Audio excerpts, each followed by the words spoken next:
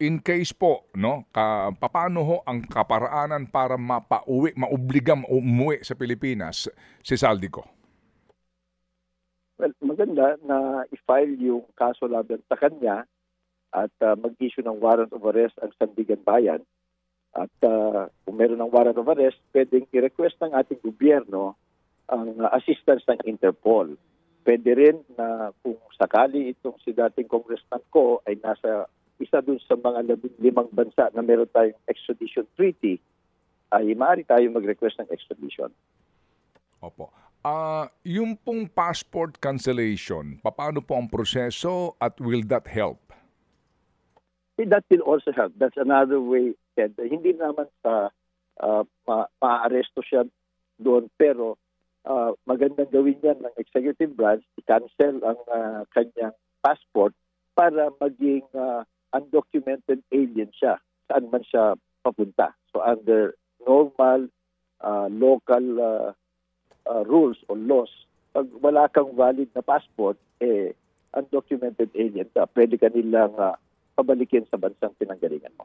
Undocumented alien ka, wala kang travel document, the Philippine government can request the country kung nasa saan siya para siya i-deport?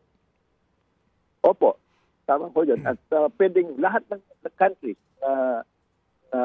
kumbaga, sabihan lahat ng mga countries na ang taong ito walang valid Philippine passport. Pag nakita nila, sistahin nila, sasabihin wala siyang passport, therefore, under the local laws, pwede siyang pauwiin. Mm-hmm. Kung sakali lang po, ito naman po ay academic discussion po, attorney, kung siya po ay mag-apply ng citizenship sa isang bansa na wala tayong extradition at siya po ay kanlungin at tanggapin doon, so hindi na niya kailangan ng Philippine passport, yun ho ba'y maaaring kaparaanan niya para hindi na siya maobligang umuwi ng Pilipinas?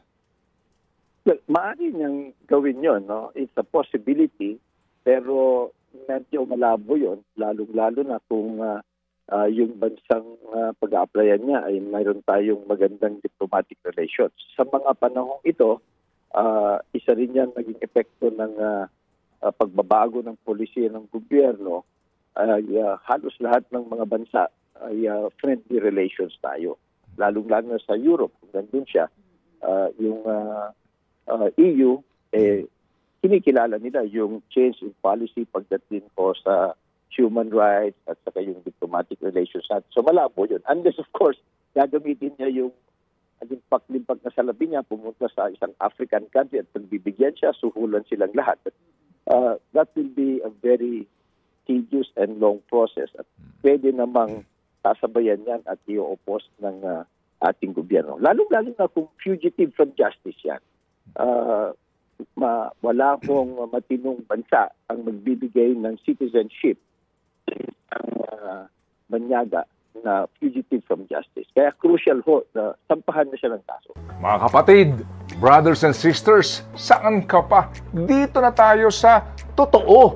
Dito na tayo sa True FM. Mga kapatid, mag-subscribe and follow po kayo sa social media accounts ng True Network PH. Yan po kami, hanapin nyo lang True Network PH, Facebook, Instagram, YouTube, TikTok, and podcast.